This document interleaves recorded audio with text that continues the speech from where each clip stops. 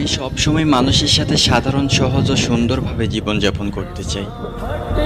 আমি চাই আমার দ্বারা কেউ যেন বিন্দুমাত্র কষ্ট না পায়।